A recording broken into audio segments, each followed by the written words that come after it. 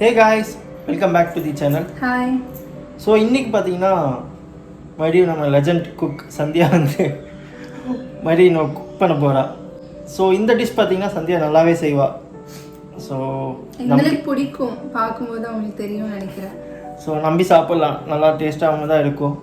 So என்ன dish அப்படின்னு பார்த்தீங்கன்னா ஒரு சிக்கன் வச்சு அதுக்கு பேரெல்லாம் வைக்கல நாங்கள், ஏன்னா அது எப்போல்லாம் ஈஸியாக செய்யணும்னு தோணுதோ அப்போல்லாம் செய்வோம். அதுக்கு வந்து கிரேவின்னு சொல்ல முடியாது, ட்ரைன்னு சொல்ல முடியாது. ஸோ அது என்னன்னு தெரியல. ஸோ அந்த ஒரு டிஷ் தான் இன்னைக்கு செய்ய போகிறோம். இந்த வீடியோவில் சந்தியா அந்த டிஷ்ஷை எப்படி செய்கிறா அப்படிங்கிறது தான் இருக்க போகுது. ஸோ வாங்க வீடியோக்குள்ளே போவோம்.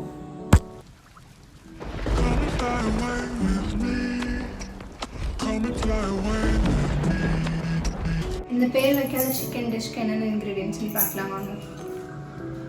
இதெல்லாம் தான் அந்த இன்க்ரீடியன்ட்ஸ். நான் மெஷர்மெண்ட் வேணால் சொல்கிறேன். கொஞ்சம் வெங்காயம் 2 கட் பண்ணி வச்சுருக்கேன். அதுக்கப்புறம் தக்காளி, குட்டி குட்டி தக்காளி, அதுவும் 2. இது வந்து ஜிஞ்சர் கார்லிக் நான் இடித்து வச்சுருக்கேன், கிரைண்ட் பண்ணல. அப்புறம் கரி லீஃப் கொஞ்சம், அதுக்கப்புறம் கொரியாண்டர். இது வந்து மசால் பொடி. இது என்னென்னா பெருசாலாம் இல்லைங்க, எல்லாமே கடையில் வாங்கினது தான். சிக்கன் கிரேவி மசாலா, கரம் மசாலா, அதுக்கப்புறம் காஷ்மீரி சில்லி, அதுக்கப்புறம் பெப்பர். இது எவ்வளோன்னா சிக்கன் கிரேவி மசாலா, கரம் மசாலா இந்த ஸ்பூனில் 2. காஷ்மீரி சில்லி வந்து ஒரு 1/2 போட்டால் போதும், அது சும்மா கலருக்காக தான். பெப்பரும் சேம் 1/2 போட்டால் போதும். அதுக்கப்புறம் கர்ட், அப்புறம் தேங்காய், சீரகம், அதுக்கப்புறம் பெப்பர். இது 3மே இதில் இருக்குது. இதை அரைச்சி ஃபைனலாக லாக் பண்ணணும். அப்புறம் இது உங்களுக்கு தெரியும் ஸ்பைசஸ் இது வேணும். அப்புறம் மெயின் திங் வந்து சிக்கன். தேங்காய் மட்டும் இப்போ அரைச்சிக்கலாம்.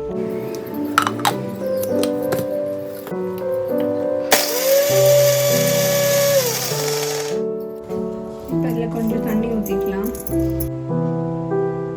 இந்தளவு தண்ணி ஊற்றினா போதும்.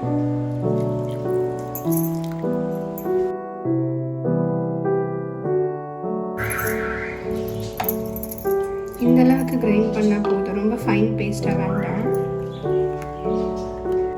இந்த டிஷ்ஷு ஸ்டார்ட் பண்ணுறதுக்கு முன்னாடி இந்த சிக்கனில் கொஞ்சம் மேரினேட் பண்ண வேண்டியது இருக்குது. அதுதான் மெயின் திங்கு.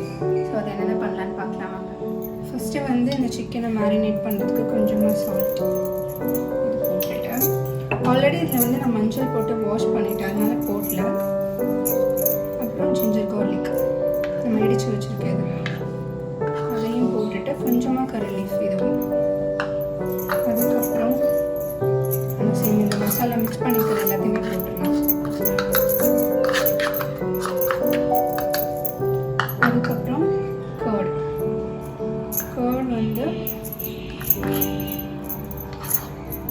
ஒரு 4 ஸ்பூன் எடுத்துருக்கேன். இது 1/2 kgனால இது போதும், நீங்கள் நிறையாவும் எடுத்துக்கலாம். இதை வந்து இப்போ நல்லா மிக்ஸ் பண்ணிக்கலாம்.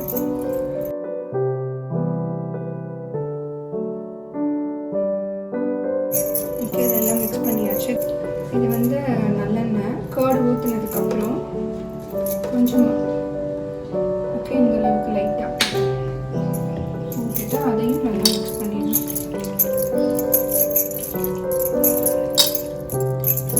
நான் நல்லெண்ணெய் யூஸ் பண்ணுவேன், உங்களுக்கு பிடிக்கலன்னா நீங்கள் கடலை எண்ணெய் எது வேணால் யூஸ் பண்ணிக்கலாம். ஓகேவா, இது வந்து மேரினேட் ஆகட்டும். அதெல்லாம் ஃப்ரை பண்ணுற வரைக்கும் இது அப்படியே மேரினேட் ஆகட்டும். மெயின் டைமில் அதை மேரினேட் ஆகிட்டு இருக்கும்போது நம்ம இங்கே குக் பண்ண ஸ்டார்ட் பண்ணிடலாம். ஃபஸ்ட்டு கொஞ்சம் ஆயில், நார்மல் ரீஃபைண்ட் ஆயில் தான், கொஞ்சம் போதும். இந்த அளவுக்கு கொஞ்ச நேரத்துக்கு ஹீட் ஆகட்டும்.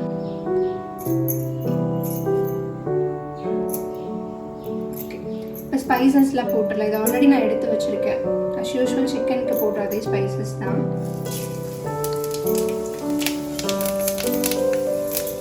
பார்த்தீங்கன்னா பொரிஞ்சிருச்சு, சவுண்ட் கேட்கும்னு நினைக்கிறேன். இப்போ வந்து ஆனியனும் இந்த கரி லீஃபும் போட்டுடலாம்.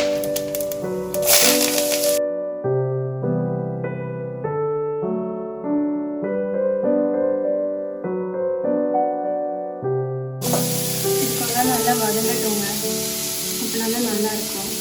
இப்போ அகைன் கொஞ்சம் சால்ட் போட்டுருங்க. ஆரம்பிச்சிட்டா சந்தியா? இதில் வந்து இது டொமேட்டோஸ்லாம் போட மாட்டேன், இதுக்கு மட்டும் போட்டுக்கிறேன். Sandhya back to farm. அந்த உப்பு சட்டி வேணா எடுத்து பக்கத்துலேயே வச்சுக்க சந்தியா. எனக்கு அப்போ தான் சமைக்கிற மாதிரி ஒரு ஃபீலே ஆகுது. உப்பு போட்டால் கொஞ்சம் கொஞ்சம் தான் ஆட் பண்ணுறேன். சந்தியா, அன்னைக்கு மேலே பண்ணிடாது சந்தியா. அன்னைக்கும் அப்படிலாம் நீ கேவலமாக ஆகுது. புரியலையே. சரி ஓகே போகல. ஃபைனலாக டேஸ்ட் பார்க்கும்போது போட்டுக்கலாம்.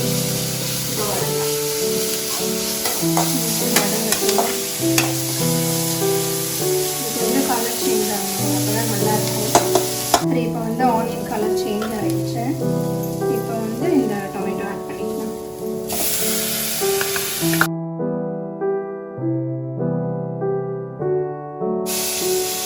எனக்கு அப்படியே நீ உப்பு கொஞ்சம் பார்த்துக்கேன். உப்பு மேலே கை வச்சுன்னா முதல் தட்பாடி தான்.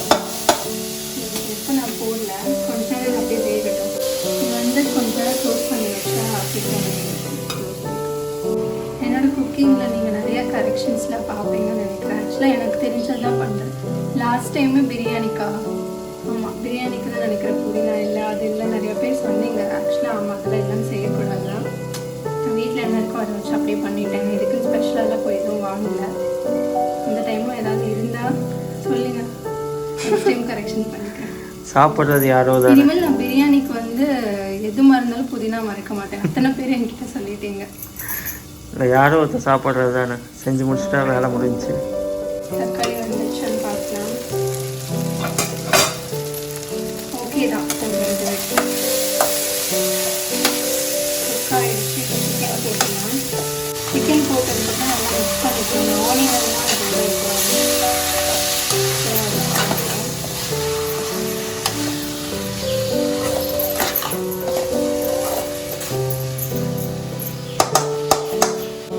வந்து கொஞ்ச நேரம் எப்படி இருக்கட்டும். இதில் வந்து தண்ணிலாம் ஊற்ற தேவையில்லை, இதுலேயே தண்ணிலாம் வரும். தண்ணி விடும். இதுலேயுமா மஷ்ரூம்லேயும் தண்ணி விடும், சிக்கன்லேயும் தண்ணி விடும். சிக்கனில் தண்ணி வரும். நான் தான் சொன்னேன், இது கிரேவியும் இல்லை ட்ரையும் இல்லை, என்னன்னு எனக்கே தெரியல. அதில் இருக்க தண்ணியாக இருக்கும். ஏன் சந்தியா, லைட்டாக ட்ரையாக வந்ததுன்னா ட்ரையே, கிரேவி மாதிரி வந்ததுன்னா கிரேவி. என்ன வருதோ அது அப்போ போய் வச்சுக்கலாம்.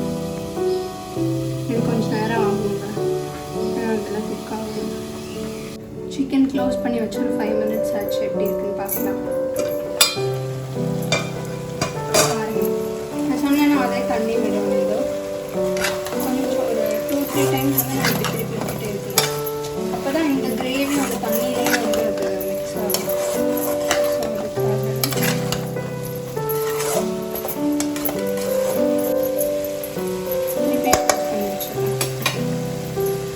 தெரியும் நினைக்கிறேன் இங்கெல்லாம் தண்ணி. தெரியுது. 5 minutes.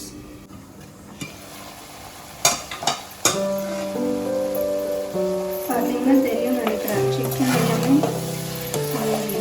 குட்டி ஆயிடுச்சு. எவ்வளோ குட்டியாச்சு? கொஞ்சம் குட்டி.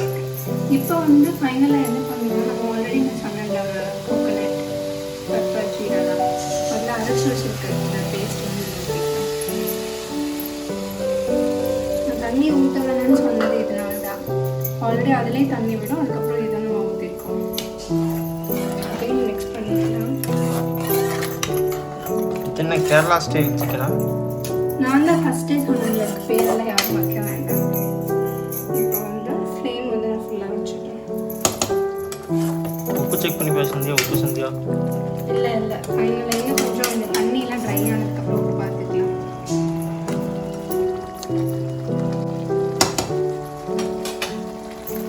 இதுதான் குருமா மாதிரி இருக்கு. இன்னும் இருக்குது ஒர்க், இன்னும் கொஞ்சம் நேரம் ஆகும். இன்னும் கொஞ்ச நேரம் க்ளோஸ் பண்ணணும். இப்போ நம்ம கோகனட் போட்டு ஒரு 5 to 6 minutes ஆச்சு. இல்லாட்டி அதோட ரா ஸ்மெல் இருக்கும். இப்போ அதெல்லாம் போயிருக்கும். இப்போ அவங்க ஓப்பன் பண்ணி இதில் என்ன போடணும்னா கொஞ்சமாக நல்லெண்ணெய். ஓகே, அதுக்கப்புறம் கொரியாண்டர் லீஃப்.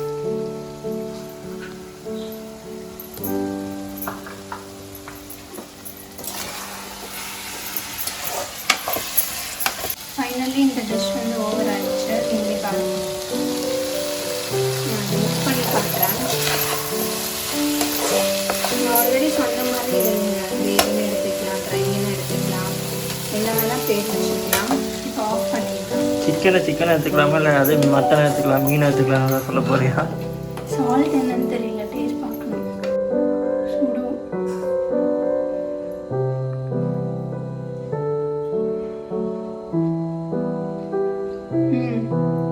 நல்லா இருக்கா? நல்லா இருக்கா? நானே தரேன்.